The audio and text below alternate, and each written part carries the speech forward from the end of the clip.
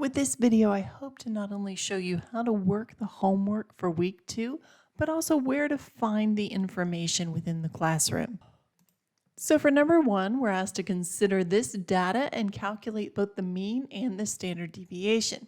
So I've taken this data and I've copied it over to Google Sheets. Now, within the lecture, I've used Excel, but this time I'm going to use Google Sheets for just something a little bit different. So I'm going to type equals sign, and then I'm going to type average, and I'm going to select the data. That's going to give me the mean.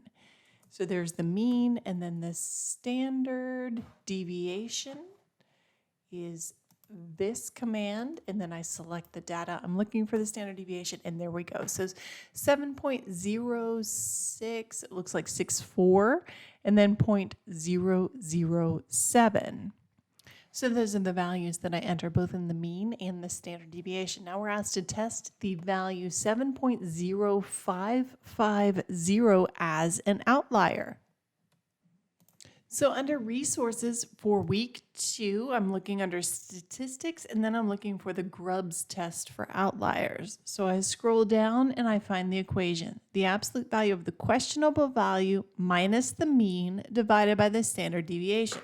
So I come back over here to my sheets, and the questionable value is 7.0, let me just double check that, 550.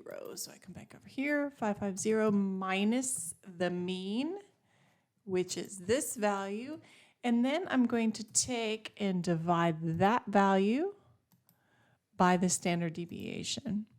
So this is my Grubs, and I know I need to take the absolute value of this particular number. So 1.262 is my calculated Grubs statistic.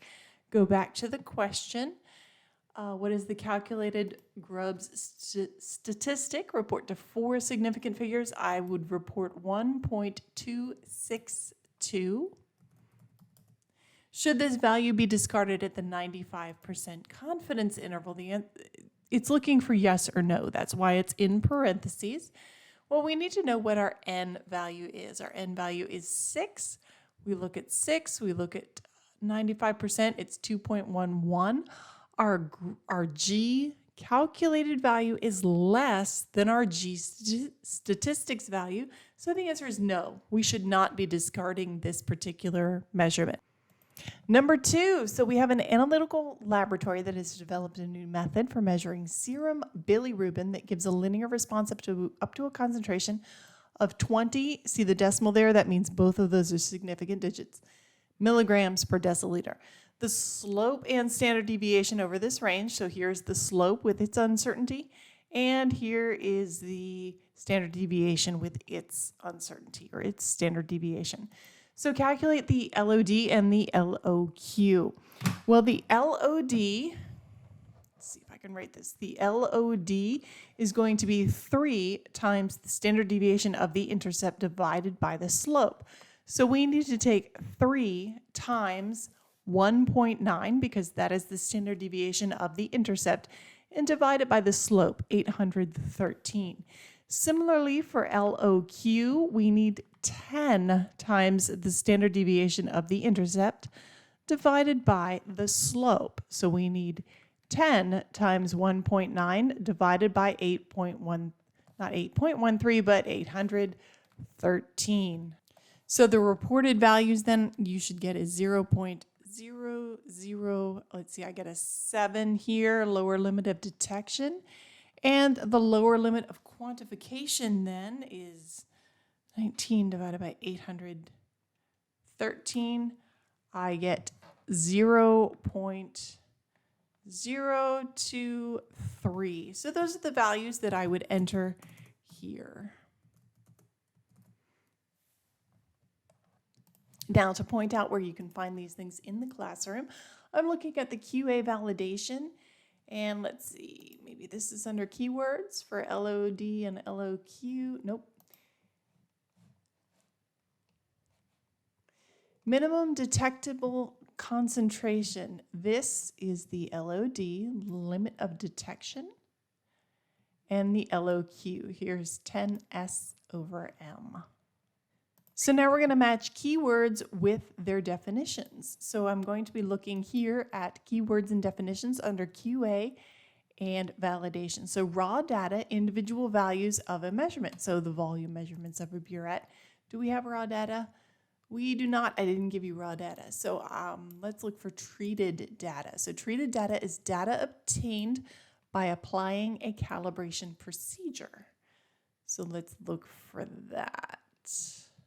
Looks like we're going to have to interpolate a little bit. It says the amounts or concentrations determined by using a calibration method. So that's going to be our treated data. What else do we have in our keywords? How about results? Do we have results? We do. So results are defined as what are ultimately reported. So the mean, the standard deviation, the confidence intervals, or any statistics applied to the treated data. So where do we have that? And that is going to be number 4, the quantities reported upon completion of statistical data. So now I'm looking for reagent blank. Let's do this a different way. So reagent blank is going to be similar to the method blank, but doesn't go through the sample prep phases of the procedure. So come back over here. A blank sample, a blank sample, a blank sample. We have 3 different blank samples. So how do we know which is which?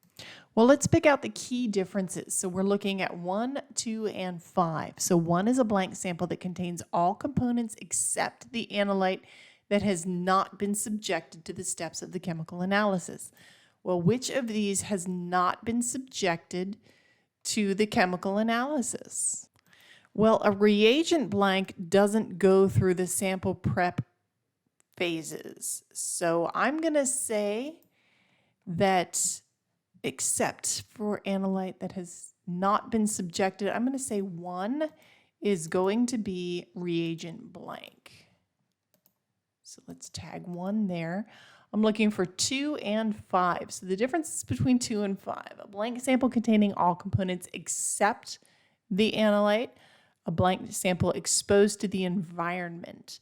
So which one has been exposed to the environment? Well, a field blank has been exposed to the environment. So I'm going to say 5 is a field blank. And I'm going to say 2 is a method blank. So now we have dynamic range, range, and linear range. Let's see what the difference of those are. The dynamic range is going to be the concentration where there is a measurable signal response. That is the dynamic range. And I'm looking at numbers 3, 7, and 8. So which one of these says there is a measurable response? So far I see that one. So I'm going to say 3 is going to be the dynamic range. Now I'm looking at 7 and 8, which is range and which is linear range. Well, the linear range is going to specifically be the linear portion of a signal versus concentration standard curve that can be used for unknown determination. Well, 7 and 8, linearity, accuracy, precision meet specifications, or change in detector response is proportional to analyte activity. Well, let's go back again. We're looking for range, analytical range. So I'm going to say if it's going to be proportional, it's going to be linear. So I'm going to say linear range is 8 and range is going to be 7. So now let's move to question 4. In setting up a control chart for the analysis of blood calcium, 10 analyses of a control sample yielded these values. What values on the chart should be the upper control, the sample mean, and the lower control? So I'm looking here under QA and validation scenario using all of this. And what I see is a control chart. And on that control chart, I have a plus and minus 3 sigma of my data. So the upper control is a positive 3 sigma, lower control is minus 3 sigma, not a lower 3 sigma. That doesn't make any sense. So I need to take this data and I need to find both the mean and the standard deviation. So it's not comfortable, but what I've done is I've taken all of the data that was presented and I'm going to put it over here into Google Sheets. And I'm going to put it in as numeric values. Google Sheets does not read the milligrams per deciliter. It's just not going to look at that. And it always truncates its values. So you need to present these values in something that it can read. And in this case, it's just these numbers. So now that we have these numbers derived, we can do the average or the mean. And I can just select these. So this is going to be the average of the values. And this is going to be the standard deviation. So the standard deviation is going to be found by selecting like this. So I'm going to say 3 times the standard deviation is then this value.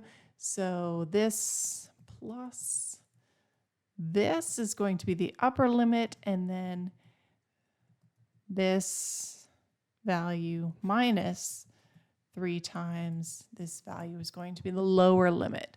So my upper control then is going to be 12 point, I would call that, I guess, 48. And this would be 9.7. I would round that to 4, where my mean value is going to be 11.79. Or actually, you know what? I would round that. That would be 11.80. So that's my mean. Upper control is 3 times the standard deviation, so 12.48. And the lower then is going to be 3 times the standard deviation, but subtract that from the mean, so 9.74. Question 5. Now, question 5 has produced a little bit of strife. And one of the reasons that question 5 produces a little bit of strife is that every time I run it, I get a different value. So we'll see what I get this time. So when I look under method validation, standard addition, under QA and validation, scroll down under standard addition, there is an example using orange juice, and it uses this scenario, and you'll have to make this a little bit larger. But basically what we're going to do is we're going to take the signal ratio, so 2.38 milliamps divided by 4.35 milliamps. And what we're going to do is assign X to be the number of moles of ascorbic acid in my unknown solution. So the concentration then would then be X over 0.045 liters. I'm going to divide that by X, the moles in my original sample, and I'm going to end up dividing that by the original concentration, you know what, I'm going to do this the way that it's presented, 0.0455, which is the total value or the total volume that we have for our solution. And we're going to add that to the moles of ascorbic acid in our standard addition, which is going to be 0.0005 liters times 0.325 molar. So that'll give me moles of ascorbic acid that was added, divided by the entire volume, 0.0455 liters. Now it gets a little bit goofy. So what we're going to do is take this stepwise. So 2.38 divided by 4.35. That'll give us the value on the right side of the equation. So we have 0.547126. We'll call that good enough. And then we still have this X over 0.045 liters in the numerator divided by X over 0.0455 plus, and then this business. Well, let's figure out what that business is. So I have 3 zeros and a 5. I'm going to multiply that by 0.325 and then divide that by the total volume, 0.0455. And I get this value, 0.00357142857, good enough. Now I'm going to multiply both sides by this denominator. So basically what I'm doing is on the left side, then I have X over 0.045, and I'm going to set that equal to 0.455 0.547126. I think that's enough digits. And I'm going to multiply that all the way through. I'm going to distribute it through what I'm multiplying as the denominator. So this value here. So I already have this 0.0035714 business in my calculator. So I'm going to then multiply it by 0.547126. So on the left side, I haven't moved anything, but on the right side now, I have 0.00195400214. And for the first part, I have 0.547126, and I'm going to divide that by 0.0455. So then I have this value times x. Now that looks obnoxious, but hold on, we aren't done. Now I need to multiply everything through by 0.045. So I'm going to start with that first term. So x is equal to 0.54111x plus 0.045 times 0.0019540214. So I get this value.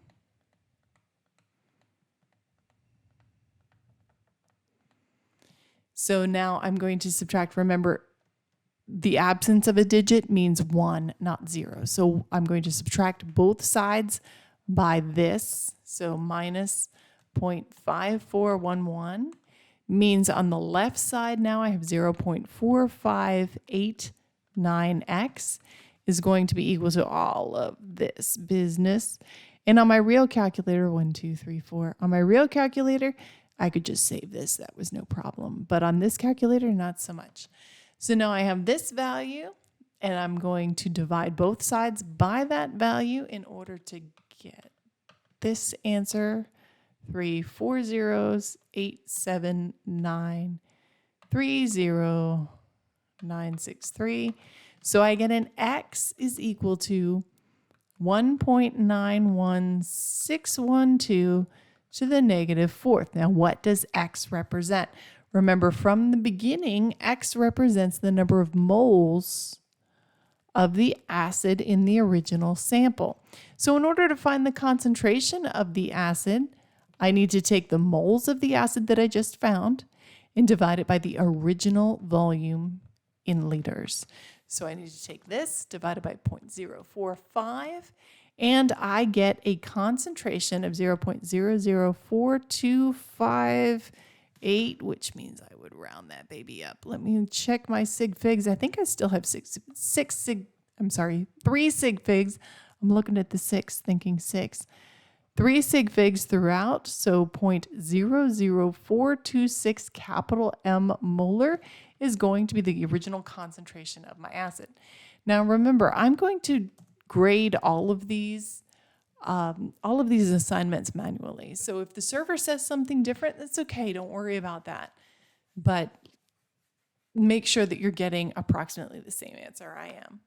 Number 6, cobalt-2 was used as an internal standard. We already know we're working on an internal standard, so I'm going to get to that part. Internal standards. To analyze a sample of titanium-4 with atomic absorption spectroscopy, or AAS, standard mixture containing 1.68 micrograms of cobalt per milliliter and 1.71 micrograms titanium per milliliter, measured by AAS, produced a signal-to-signal ratio. So cobalt to titanium ratio of 2.91 titanium to 1 cobalt. A mixture was prepared by combining 4 milliliters of a titanium-4 solution of unknown concentration with 3 milliliters of a 15.0 microgram per milliliter solution of cobalt. The absorbance of the mixture at the titanium wavelength. So the absorbance of the mixture is going to be 0.113, and the absorbance at the cobalt wavelength, so this is titanium, this is cobalt, is 0.205.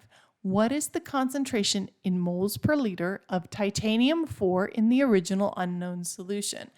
Well, going to the internal standard stuff, I see that we have this ratio, and what I have is the area of the analyte signal divided by the concentration of the analyte is equal to some value F times the analyte of, or the area of the standard versus the concentration of the standard. So for this problem, we need to look at this internal standard business. So what we're looking for is the area of the analyte over the concentration equals some value F times the area of the standard signal divided by the concentration of the standard. So going back to our problem here.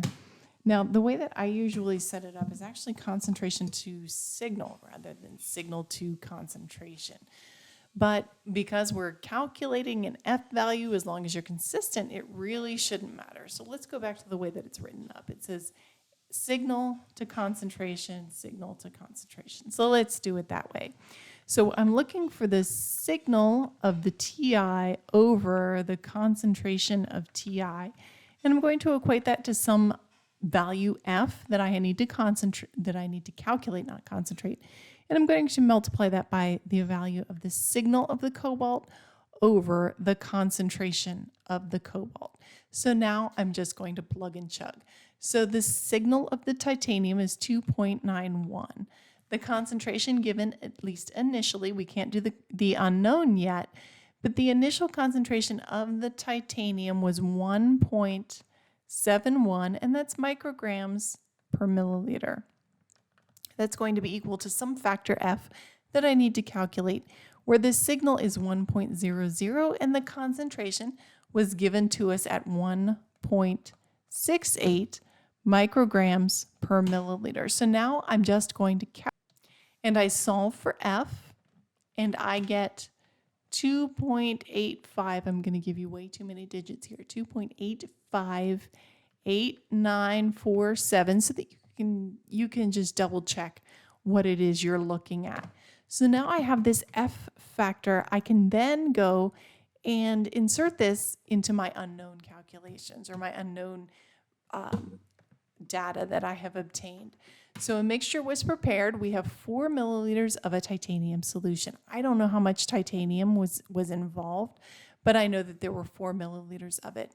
And it has an unknown concentration, but I also added that to 3 milliliters of something. So I have a total of 7 milliliters of it. So this is titanium. And then over here on the cobalt side, I have 3 milliliters times 15 micrograms per milliliter, but I have a total now of 7 milliliters. So that is my concentration. So because these are the concentrations, and I did this with signal over concentration, now I need to create my ratio. The absorbance of the mixture at the titanium wavelength was 0.113, so that's my signal, divided by the concentration that I don't quite know yet. But I know that I have 7 milliliters of whatever it is now. And that's going to be equal to my F value that I've already calculated. And I'm going to multiply that by the signal of the cobalt, which is 0.205, divided by the new concentration of my cobalt, which is this business here. So when I work this all through, and I will go stepwise for those of you who might need it. So 3 times 15 divided by 7, I get 6.42857.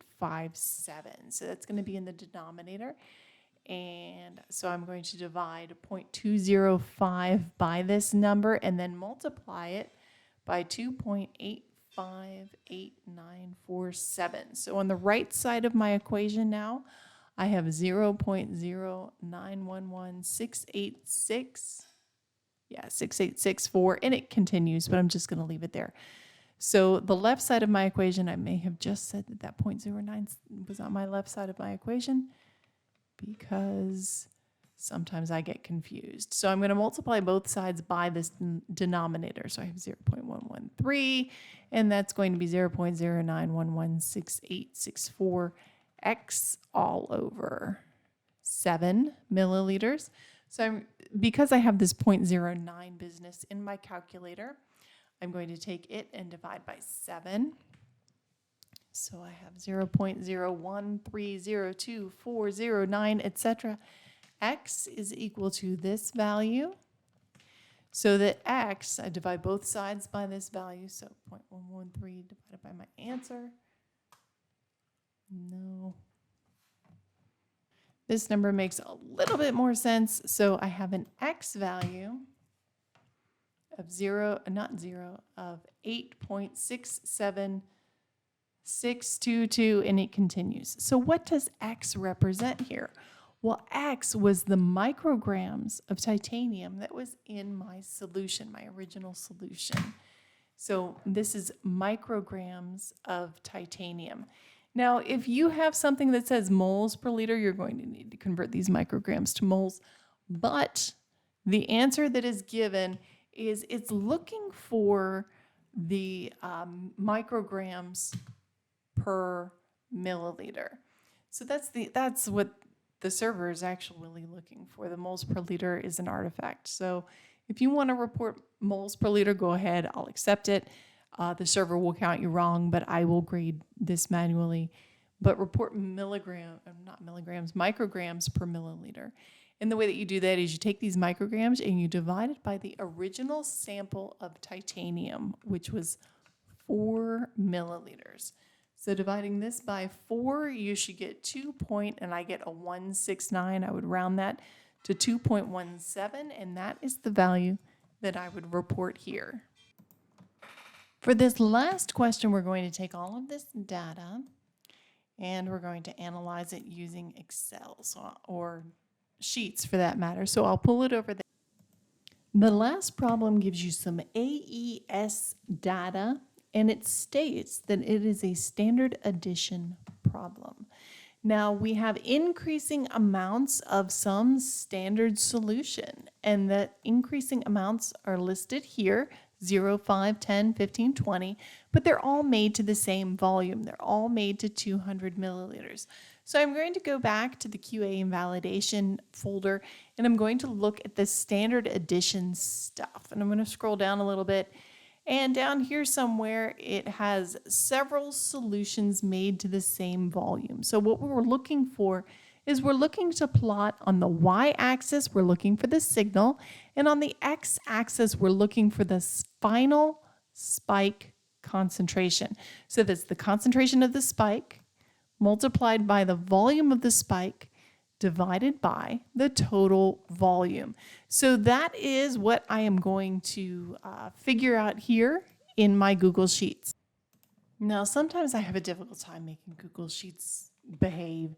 So I'm just going to give it a command, and I'm going to tell it to tell me what is that slope anyway. So I'm going to say slope, and it's going to ask me for the y values first, and then the x values. And as you can see, my charts seem to be backwards anyway, so that's all right. So now I'm looking for the intercept, y values first, then x values. So this is just a workaround in case you can't get Google Sheets to behave. Like for some reason it doesn't want to behave for me right now.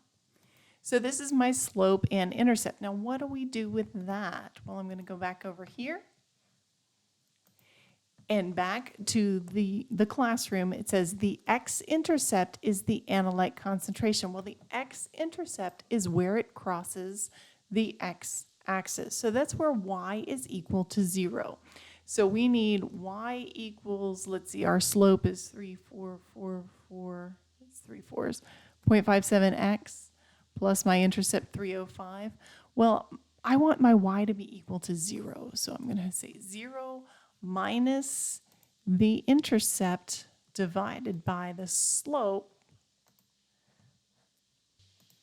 is going to be this value here. Now I need that absolute value. So the absolute value of that is 0.0885. What does that represent? Well, that is my x-intercept, but the x-intercept then is the analyte concentration. So the analyte concentration then is 0.0885. So I come back over here to my homework, 0.0885. That is going to be my concentration of sodium. So what is the uncertainty of that concentration measurement? Well, the uncertainty calculation is given to you right here in case you missed it in the first week. So we're going to need the standard deviation of y divided by the absolute value of the slope times the square root of all of this stuff. Now, this is the same thing that was introduced to you last week.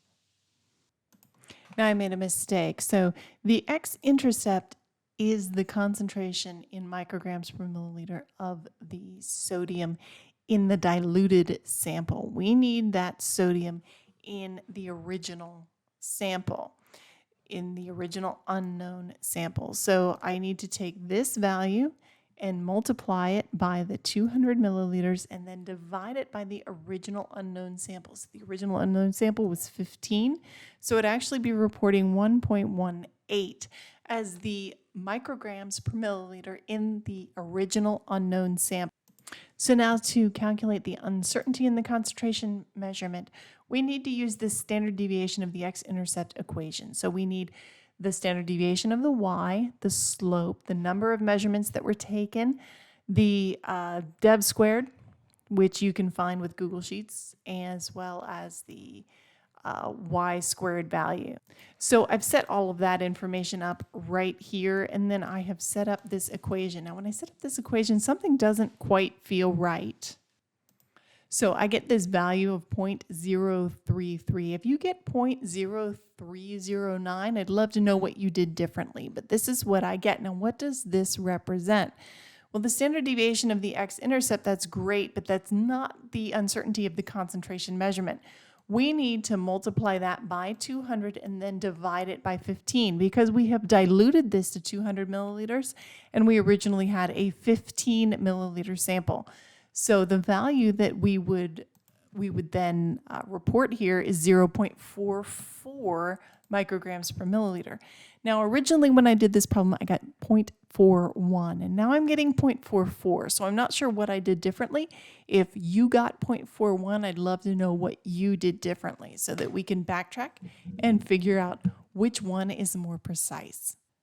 For the 95% confidence interval, what we need to find is that t value. So I'm going to go back over here to method validation. I'm actually going to go back to the statistics, and I'm looking for that t statistic where n equals, let's see, we had 5, right? 1, 2, 3, 4, 5. So we have a degrees of freedom of 4. At the 95% confidence interval, the t statistic is 2.776. So to set up that confidence interval first, I need to know that mean, so 1.18. Then I'm going to go plus or minus, and I need to do, as described right here, t times the standard deviation divided by the square root of n. So I'm going to set equals t times that standard deviation that I just found out here, and then divided by this square root as QRT of 5. And it's going to give me it doesn't like that. So I'm going to need to put that in parentheses for it. So hopefully that'll work out. So plus or minus 0.55 is what I'm looking for here. So that this is the notation that is expected within the system. Now, I understand that the system is most likely to count you wrong. Remember, I do grade all of these assignments manually.